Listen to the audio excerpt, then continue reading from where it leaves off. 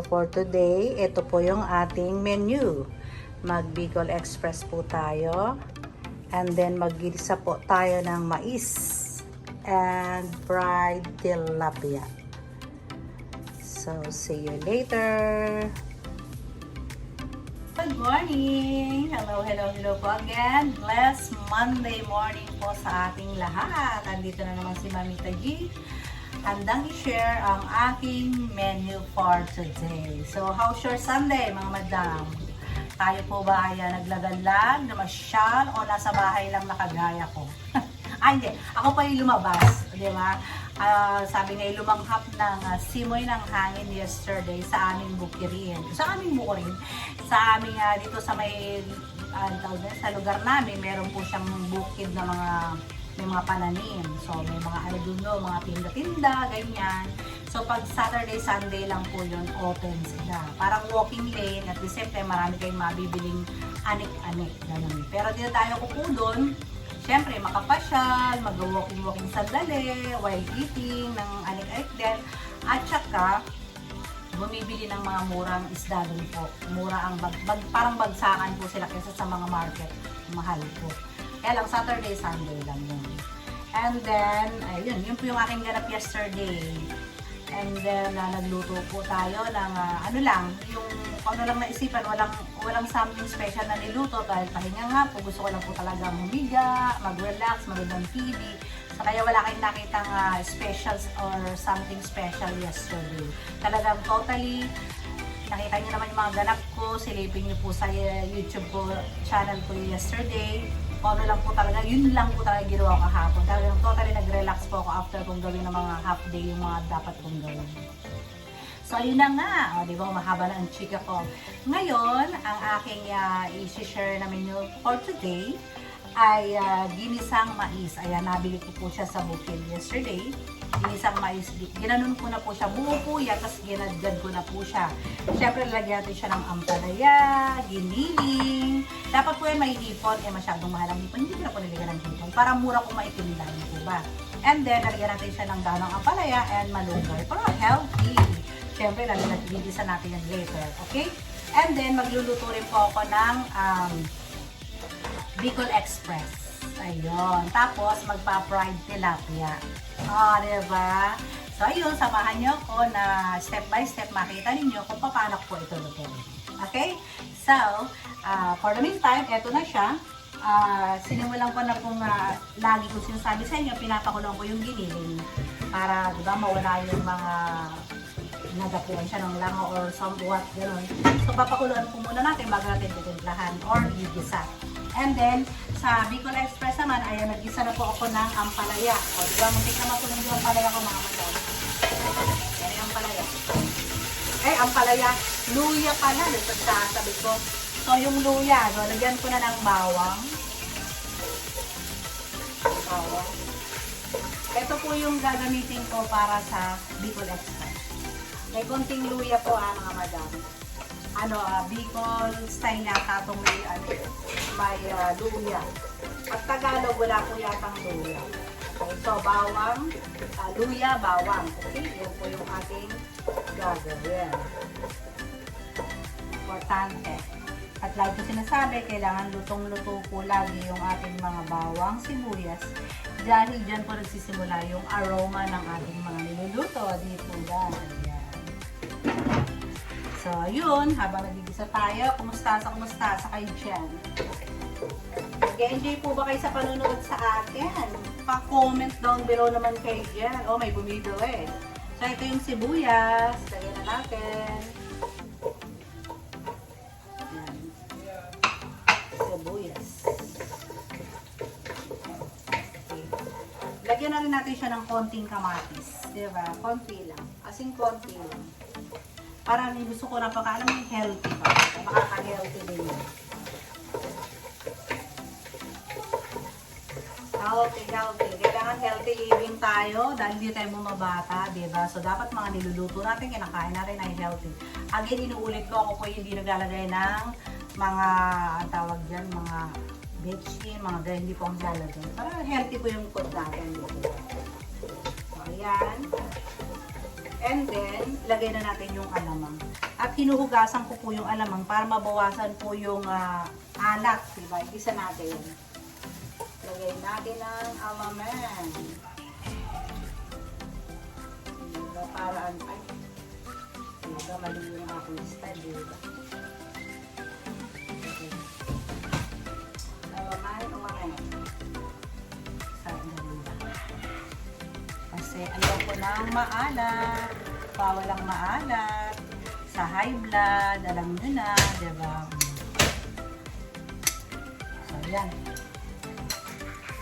May ano lang siya, may lasang alamang, pero wag tayong aalata ng mga kinakain natin. Diba? Napansin ninyo, hindi ako naglalagay ng measurement sa aking niluluto. Kasi po, depende rin naman po sa inyo. Yung akin po ay step by step lang. Nasa according sa lasa nyo pa rin po, hindi po lang. So ayun, ginigisa ko yung aking alamang. At ito, ginigisa ko yung giniling na may tubig pa rin. So, pabalikan ko na lang po kayo maya-maya. Ayan, I'm back na po. Ayan, luto na yung alamang. Bawang sibuyas, luya, bawang sibuyas, alamang, kamatis, ayan. Siya po ay luto na. So, ilagay na po natin ito extender ko mamaya, sigarilyas po. So, ilagay na natin ang may wagang babsi.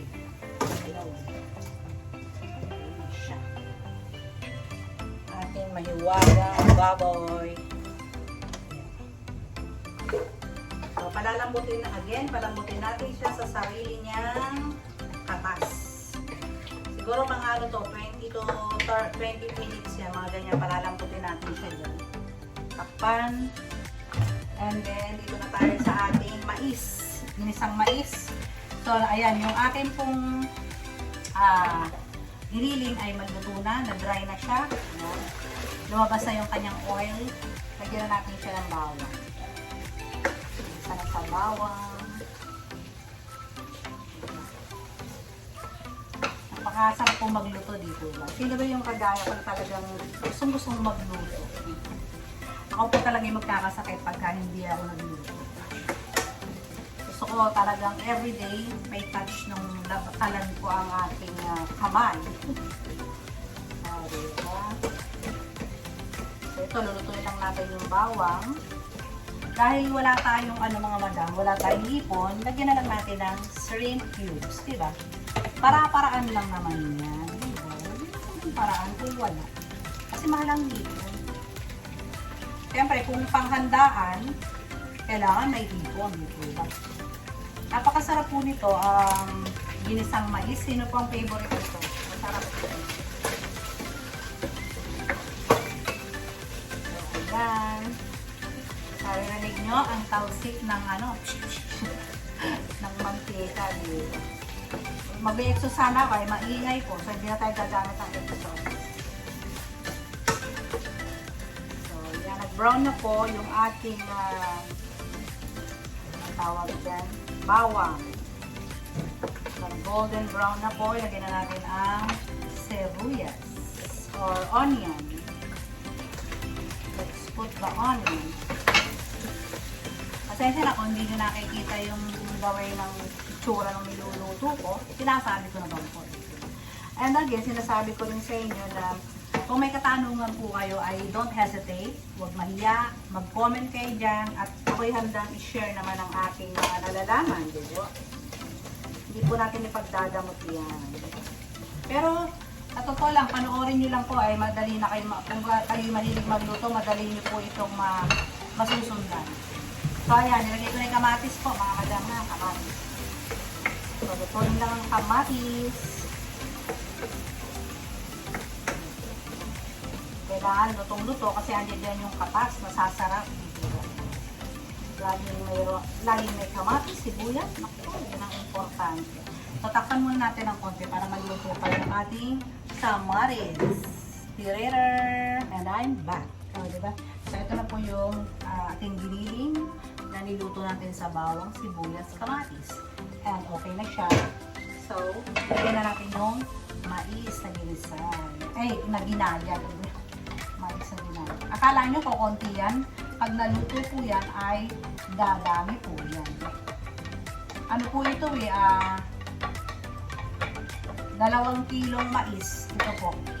2 kilong mais na ginayad ko po siya. Huwag niyo pong itatapon yung pinaggayaran, nakakakasin pa po natin. So, ito ay wala pang sangkap. Lagyan natin siya ng patis. Ay, yung giniling pala nilagyan ko siyang patis.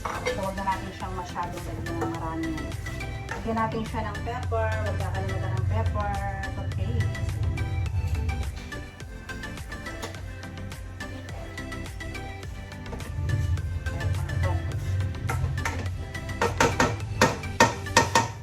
So, mamaya na yan. Hintayin muna natin lumambot. Ayan, ang ating baboy ay still kicking. Half malambot na siya mga madam. Half malambot na yung baboy natin. Hindi pa, diba? Ba nakita nyo? Hindi ako naglalagay ng tubig. Niluluto ko siya mismo sa katas na, diba? Kaya malasa po yung aking niluluto. So, balikan ko po kayo. And then, so ayan, ang lambot na po ng ating, ang lapot na po ng ating mais. Lagyan na natin yung sabaw. Ito po yung yung second, di ba, kinaskas ko yung pinaka niya sa apal, yung pinaka katawan na nakuha ko dun. So ilalagay po natin ito. Sasama natin yan. Ay akala nyo ko konti, dadami po yan.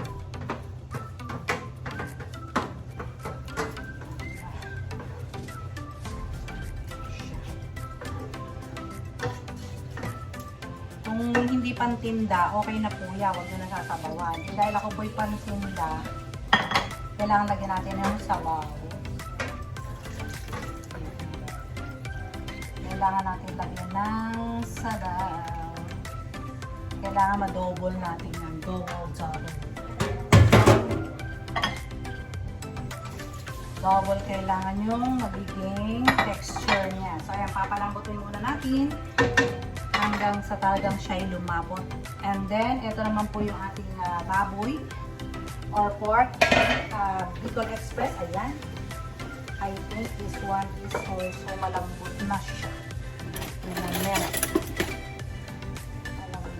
Kailangan sa Bicol Express, malambot ang balat. Ayan, may balat siya. Malambot na lang balat, mga madyan. So, the laman is also malambot. Kasi ito po yung part na malambot ng baboy. Kasi, so, ilagyan na natin ang ating gata. Lagyan natin ang gata para lumasa po yung gata. Ayan. Dalawa agad. Yung isa, pang-topping lang natin yung isa para mas pampala. Ito po, baka naman, Coco Mama. So, diba? Nakita nyo, sobrang gata. Sayang po ang katas. Kunin natin. Katas ay dapat kunin para hindi sayang. Yan. Kasi ano po, ang lapot-lapot talaga niya. Sobrang lapot po nito, di ba? Meron pa rin. Sobrang lapot po nitong Coco Mama. Kaya ito gamitin nyo, yung mga nasa Pilipinas. Pero yung nasa ibang bansa, ewan ko po kung may Coco Mama. Sa mga Philippine store, di ba, meron po niyan tiyak. So, ayan. Kuluan lang natin siya ng mga 10 minutes. Dahil malambot na po yung baboy ko. And then, ilalagay na natin yung extender na sigarilyas at saka sili. Ayan. Siya po ilalagay natin extender para kung may anghang or may kick. Hindi po ba? So, ayun. Ito naman, pinalalambot natin ang ating mais. Malapit tayo matapos. Balikan ko tayo. Hello, I'm back again. So, ayan. Nilagay ko na rin po yung kakanggata at saka ilagay na natin yung huli. Ayan, ito na tayo. Ito na yung final natin ng natin. Palambutin lang yan, yung ating sigarilyas at saka sili. Kasama na yung kakanggata. And it's done. Diba? Siyempre, alam niyo naman ako, ayoko na masyadong labog ang gulay. So, ayan lang natin yan ng mga 5 minutes lang natin pakuluan yan. And Bicol Express is done. Na yan, okay? So, dito na tayo sa ating mahiwagang mais. Ang lapot na niya, mga madam. Sobrang lapot. Ay, nag-double na, oh. nag-double na po yung mais. Tingnan nyo, ang dami na. Nag-double na siya. At napakalapot. Maganda yung mais na natin ito po ang lapot. So, ilagay na natin yung ampalaya. Let's put the ampalaya. O yung bunga muna na nilamutak natin. Siyempre, para hindi mapait. Kailangan hindi siya mapait.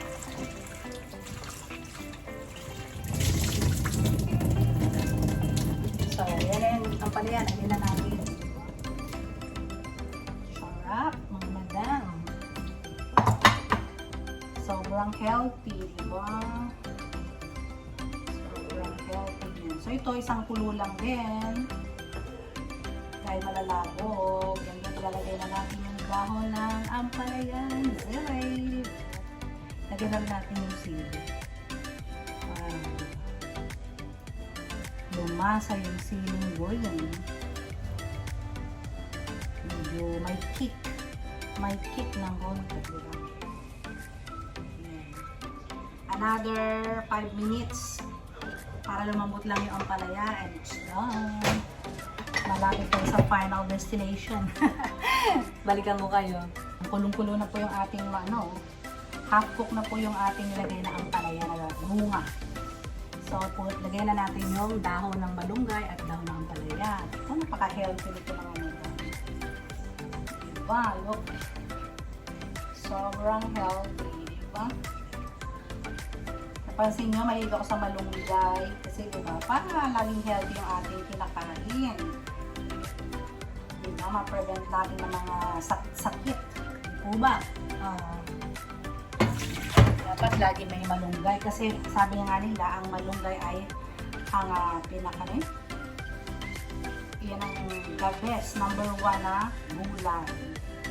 Maraming benefits, health benefits ang malunggay. So, ayan, done na po. Yan, isang kulo na lang ito. It's done. Diba?